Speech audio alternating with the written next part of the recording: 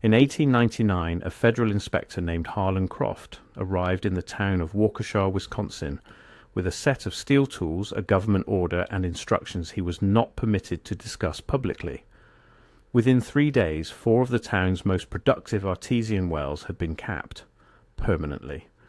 The residents were told it was a matter of public health. They were told the water was dangerous. They were told the practice of open artesian flow had been scientifically linked to contamination and disease spread.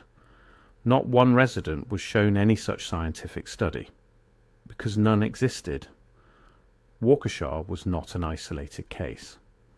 Between 1880 and 1910, federal agents and state health boards coordinated what can only be described as a systematic shutdown of artesian well access across the United States. The official story was sanitation. The real story is something far more consequential. I have to pause here for a second, because what I just described, that is one case from a much larger pattern. There are 35 documented cases in a document I put together. Different cities, different decades, different types of evidence. Every single one follows the same sequence: discovered, documented, acquired, disappeared. I could not fit all of it into a video. It's in the pinned comment below. Find it before we continue. And it has been sitting in plain sight inside government land records, corporate incorporation filings, and suppressed municipal reports for over a century. This is not a story about water. This is a story about who controls the infrastructure of a civilization, who benefits when that infrastructure is destroyed, and what gets buried when the people who ask the right questions disappear from the historical record entirely. Before any of that can make sense, you need to understand what an artesian well actually was, not in the sanitized textbook definition, but in the lived experience of the communities that depended on them. An artesian well is formed when a layer of permeable rock, typically sandstone or limestone, sits between 2 impermeable layers and becomes pressurized by the weight of water from a higher elevation. When a shaft is drilled down to that permeable layer, the pressure forces water upward without any pump, without any mechanical assistance, without any ongoing cost. The water simply rises. In many cases, it flows continuously at the surface for years, decades, sometimes a century or more. For towns across the American Midwest, the South, and the Great Plains in the 1800s, artesian wells were not a curiosity. They were the primary water source. They required no steam engine to operate. They required no labor beyond the initial boring. They required no fuel, no maintenance contract, no replacement parts. Once the shaft was sunk and the pressure found, the water came up freely. Towns like Waukesha, Elgin, Decatur, and dozens across Iowa, Illinois, Indiana, and Wisconsin built their early municipal water systems entirely around artesian flow. Hotels were built near artesian sources because the water never stopped. Laundries, tanneries, breweries, and small manufacturing operations located themselves along artesian belts because the water was free, consistent, and abundant. This is the context that makes the federal capping campaign of the 1880s through 1910s so difficult to explain through a sanitation lens. These were not dirty wells drawing from contaminated surface water. Artesian water rises from deep underground, filtered through hundreds or thousands of feet of rock. The contamination argument did not hold in 1895, and it does not hold now. And yet it was used repeatedly and successfully to justify the systematic dismantling of free public water access across the country. The first coordinated effort appears in the records of the United States Geological Survey, which commissioned artesian well studies beginning in 1882. These studies were publicly framed as scientific assessments of the national water table. Inside the internal USGS correspondence, a different language emerges. A memorandum dated March 1884 from Survey Director John Wesley Powell to the Department of the Interior describes artesian wells not as a scientific concern, but as an economic one. The memo notes that unregulated artesian flow represents value extraction that exists outside commerce and outside the mechanisms of taxation. Read that again slowly. The federal government's own internal documents describe free water flowing from the earth as a problem because it exists outside commerce, not because it is unsafe, not because it is dangerous, because it is free. The campaign that followed was not immediate and not crude. It was incremental and carefully laundered through the language of science. State health boards, newly formed institutions in most states during this period, became the primary enforcement mechanism. A state health board could issue a capping order without any judicial review, without any public hearing, without any obligation to produce the scientific evidence it claimed as its basis. The boards were appointed, not elected. They answered to governors who answered to the industrial interests that financed their campaigns. By 1890 the pattern was established. A town with productive artesian wells would receive a visit from a state health inspector. The inspector would file a report citing vague contamination concerns. The town would be ordered to cap the wells within a specified period. And within months of the capping, a private water company, frequently incorporated within the previous 2 years, would begin laying pipe infrastructure and offering water service at a cost. The Waukesha example is particularly instructive because Waukesha had become famous for its water. By the 1880s, the town was a destination. Wealthy visitors from Chicago and Milwaukee came for the water, which was marketed correctly as exceptionally pure and mineral rich. Hotels competed on the quality of their artesian sources. The town's identity was inseparable from its wells. Then the capping orders all came. The health board citation filed against the Fox well in Waukesha in 1897 claims the well presents a vector for typhoid transmission through surface contamination of the shaft. The well was 38 feet deep and cased in sealed iron pipe. Typhoid transmission through that mechanism would have required contaminants to travel upward against pressurized artesian flow, which is physically impossible. The inspector who signed the citation, Aldous Fern, had been appointed to the Wisconsin State Board of Health 6 weeks prior. His prior occupation was vice president of the Milwaukee Water Works Company. Aldous Fern, Milwaukee Water Works Company. 6 weeks before signing the order to cap Waukesha's most productive free wells. This was not an anomaly. Across the documented cases from this period, the pattern of health board appointments, corporate incorporation dates, and capping orders forms a sequence so consistent it cannot be attributed to coincidence. In Elgin, Illinois, the state health board member who authorized capping orders for 3 artesian wells in 1891 was a founding shareholder of the Elgin City Water Company, incorporated in 1889. In Decatur, the timeline is even more compressed. The artesian capping orders and the water company incorporation filings are dated the same month. To understand why this was possible, why the public accepted it, why the courts did not intervene, you have to understand the authority structure that was being deliberately constructed during this exact period in American history. The Gilded Age was not simply an era of wealth accumulation, it was an era of infrastructure capture. The railroads had already demonstrated the model. A resource that had previously existed as commons was enclosed, privatized, and made into a revenue-generating monopoly. The railroads did not invent transportation. They captured it. They used political relationships, legal mechanisms, and in many cases, outright bribery to transform something people had always done freely into something they now had to pay to access. The water companies of the 1880s and 1890s were executing the same strategy. But water was harder to capture than transportation because the transportation network had to be built. Water infrastructure in the form of artesian wells already existed. It had been working for decades. It was delivering clean pressurized water to communities at no ongoing cost. To replace it with a metered billed privatized system, you first had to destroy it. The sanitation argument was the demolition tool. What makes this period even more remarkable is the parallel destruction occurring in other domains during the same years. The 1880s through 1910s saw the systematic dismantling of several categories of distributed, low-cost, publicly accessible infrastructure that shared a common characteristic with artesian wells. They operated without ongoing commercial dependency. They provided consistent value to their users without requiring those users to enter into any commercial relationship.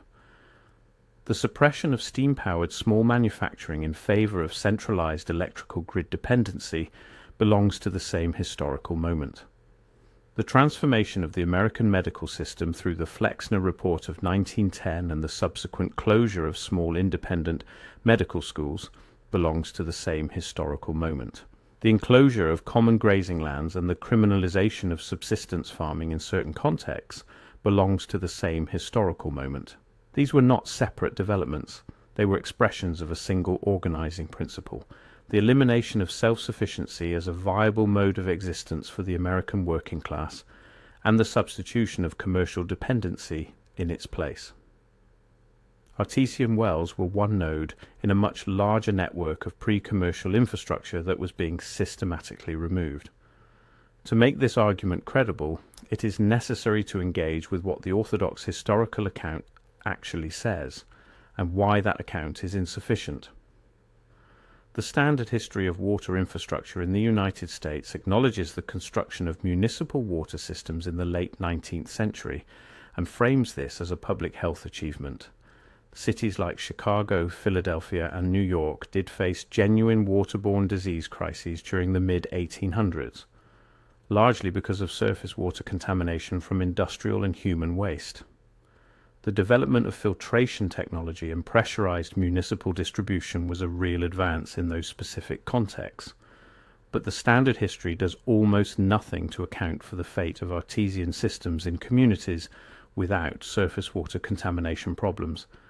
It does not explain why the capping campaigns extended into rural Wisconsin and central Illinois, where typhoid rates were already low precisely because communities were drawing from deep artesian sources.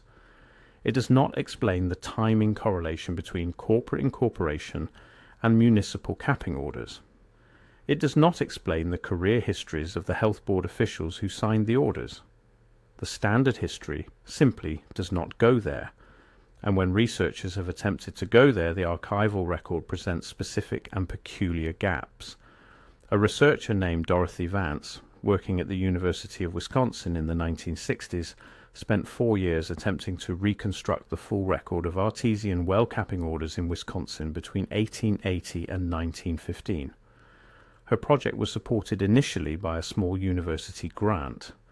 In 1967, she presented preliminary findings at a water history conference in Madison.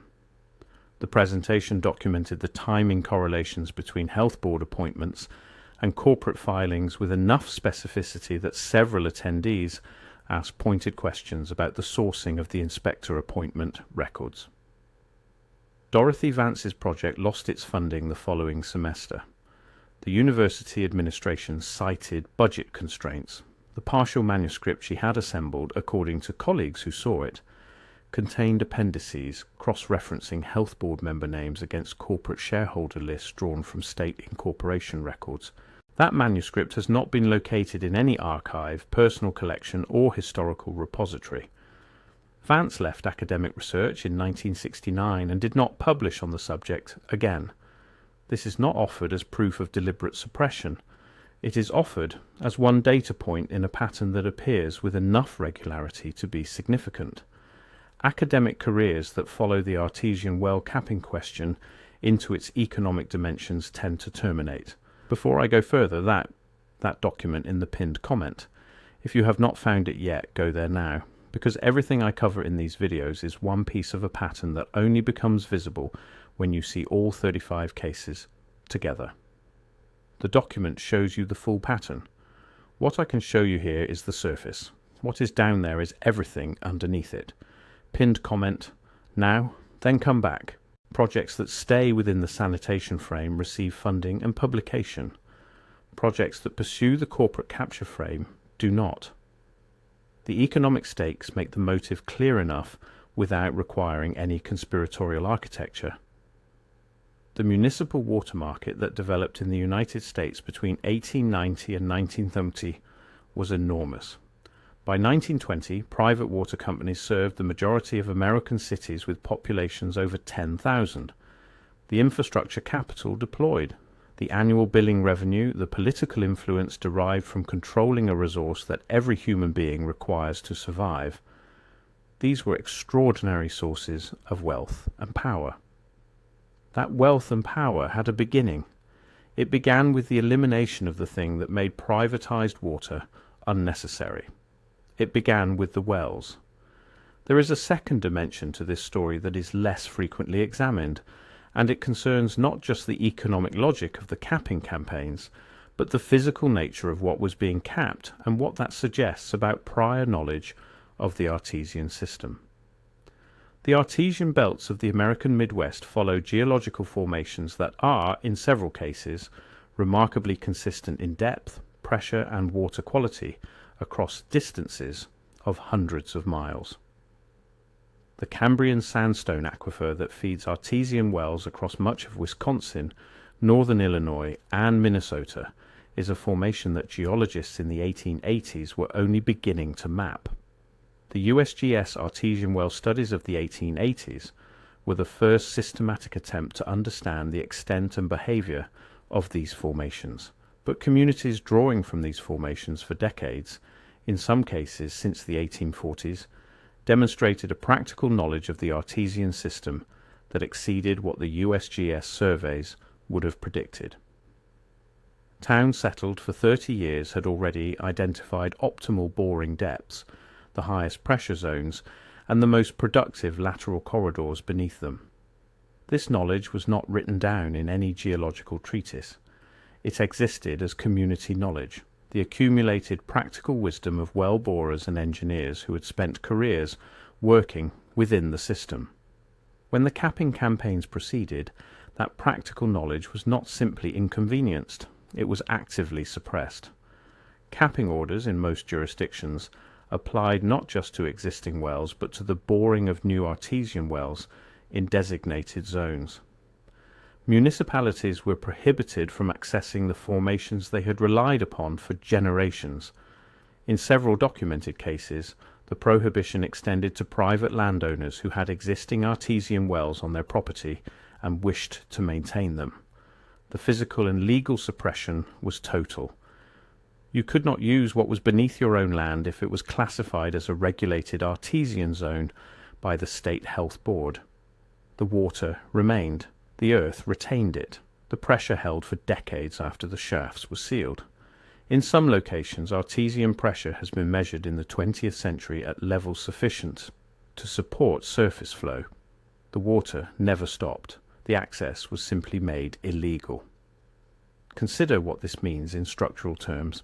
A natural resource that flows continuously, that requires no mechanical energy input, that delivers filtered mineral balanced water to the surface entirely through geological pressure, a resource serving communities reliably and at no ongoing cost, was reclassified from a public good to a regulated hazard and made inaccessible through a combination of legal prohibition and physical sealing. The communities that lost their artesian access did not lose it because the water became dangerous. They lost it because the access to free water was incompatible with the commercial water infrastructure being imposed around them. The sanitation narrative provided the legal and rhetorical cover. The corporate structure provided the financial beneficiary. And the regulatory apparatus, built specifically during these decades with the participation of the same industrial interests that stood to benefit, provided the mechanism. By 1910, the transition was largely complete in most major artesian well regions. The communities that had been self-sufficient in water for 30 or 40 years were now customers of private water companies. They paid monthly rates. They depended on infrastructure they did not own and could not replicate. The knowledge of how to bore artesian wells where the productive formations lay had been systematically removed from the institutions that might have perpetuated it. The artesian option was not just legally foreclosed, it was practically forgotten. And that forgetting was not accidental. There is a broader pattern here that extends beyond water and beyond this specific period of American history, and engaging with that pattern is necessary to understand the full weight of what the artesian capping campaigns represent. Every civilization that has achieved significant scale has had to answer a fundamental question about the relationship between its members and the material conditions of their survival. Specifically, whether access to the necessities of life, water, shelter, food, medical knowledge, energy, should exist as a commons, or whether it should exist as a commodity, something that must be purchased and whose access can be revoked. The historical record of the ancient world in the early medieval period suggests that the commons model was the dominant arrangement for most of human history. Not everywhere, not perfectly, not without conflict. But the default assumption in most pre-industrial communities was that the basic conditions of survival were shared, not sold. Water sources appear in the records of almost every pre-commercial civilization as exempt from private ownership. The idea that a person could own the water that flowed from the ground and charge others for access was, in most historical contexts, understood as extortion rather than commerce. The industrialization of the 19th century did not simply change the technology of production. It changed the underlying assumption about who owns the material conditions of life. And it changed that assumption not through persuasion, but through the systematic destruction of the infrastructures that made self-sufficiency possible. The Artesian wells were one such infrastructure. The commons that they represented, a self-replenishing, geologically powered, freely accessible water source, was incompatible with the commercial architecture being imposed on American communities in the Gilded Age. And so the commons was destroyed, not because it failed, because it succeeded. This is what makes the sanitation narrative so revealing when examined closely. The officials who promoted it were not wrong that waterborne disease was a serious public health problem in American cities during the 1800s. They were wrong to apply that concern to artesian systems which were not implicated in the disease outbreaks. The conflation was not a scientific error, it was a rhetorical strategy. By associating artesian wells with water contamination risk, health boards created public anxiety that made capping campaigns politically viable even in communities where the wells had a perfect safety record. Fear, specifically fear about the invisible, about contamination that cannot be seen or tasted, is an extraordinarily effective tool for dismantling commons. If the public can be persuaded that a free resource is actually dangerous, the political path to enclosure becomes significantly easier. You are not taking something away from people. You are protecting them from something they should have been afraid of all along. This rhetorical structure, the conversion of a functional commons into a perceived hazard in order to justify its enclosure, appears repeatedly in the history of infrastructure capture. It appears in the rhetoric used to justify the enclosure of common lands in Britain, where the commons were characterized as engines of idleness before being enclosed. It appears in the rhetoric surrounding the closure of independent medical schools after the Flexner Report, where graduates were characterized as dangerous quacks. It appears in the suppression of distributed energy technologies during the same years the Artesian campaigns were proceeding. The pattern is consistent enough to suggest not simply a series of parallel coincidences, but a coherent strategy, one that understood that the most effective way to commodify a resource was to first make its free version seem threatening. In the case of artesian water, the strategy worked with remarkable efficiency. Within 30 years of the beginning of the capping campaigns, the idea that deep artesian water flowing under natural pressure was a public health concern had become orthodoxy. It was taught in public health training programs, it was encoded in state water codes, it was referenced in municipal planning documents as settled science. The original studies that had supposedly established this risk were never produced in any accessible form because they did not exist. But by the time that fact would have mattered, the infrastructure was already gone, the legal frameworks were already entrenched, and the commercial water companies were already collecting the rates that had replaced the free flow. There is a coda to this story that is worth examining carefully, because it illuminates what happens to the remnants of a suppressed commons when the suppression becomes total enough that people stop knowing what they have lost. In the late 20th century, as groundwater depletion became a recognized environmental concern in the American Midwest, various state and federal programs began examining managed artesian well systems.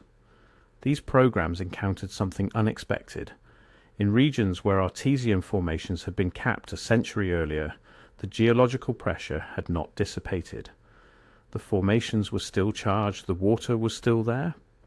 The suppressed commons had simply been waiting, sealed under streets and parking lots, for someone to ask the right question.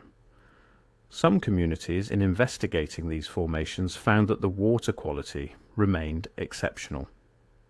The century of sealing had, in some cases, actually improved the water by extending the time for natural filtration.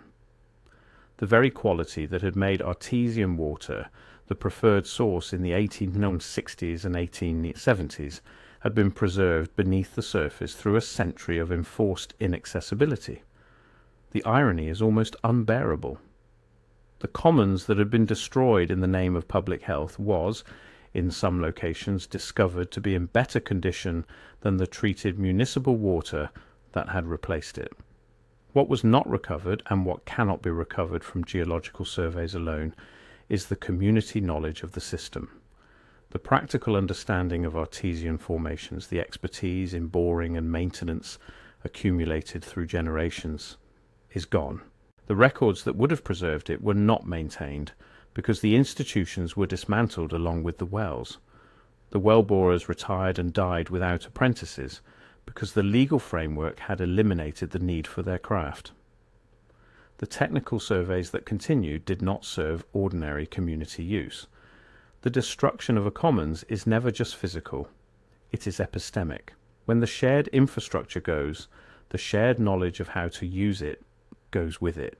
And when that knowledge is gone, the argument that the commons was never really viable in the first place becomes much easier to sustain, because there is no longer any living demonstration of its viability to contradict the argument.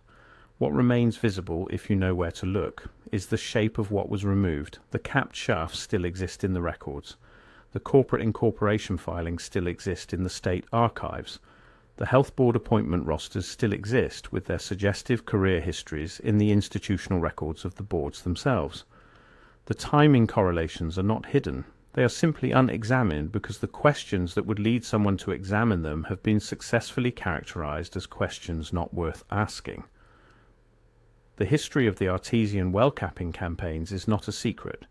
It is, in the precise sense of the term, hiding in plain sight. The documents exist, the correlations are legible, the pattern is coherent. What has been successfully suppressed is not the evidence, but the interpretive frame that would make the evidence meaningful.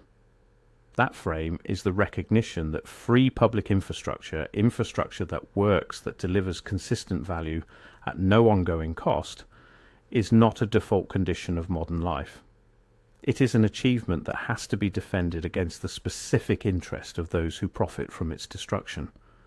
And when it is destroyed, the destruction is almost never announced as such. It is announced as progress, as safety, as the application of modern scientific understanding to the irrational practices of the past. The artesian wells were not capped because they were dangerous, they were capped because they were free. And in the economic order that was being constructed around them, free was the most dangerous thing they could be. The water is still down there, under the streets of Waukesha, under the old municipal lots of Elgin and Decatur, under the subdivisions and parking structures that rose over the capped shafts in the 20th century. The geological pressure persists.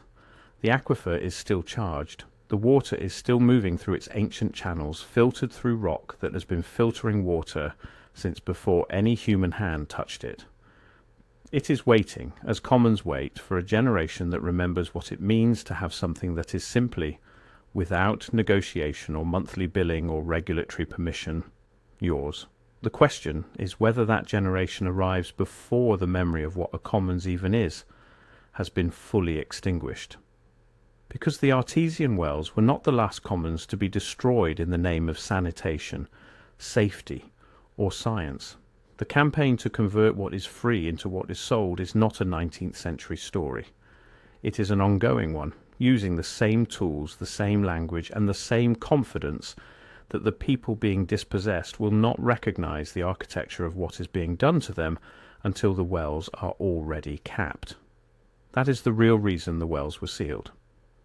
Not to protect public health, to protect a market that could not exist as long as the alternative was flowing free.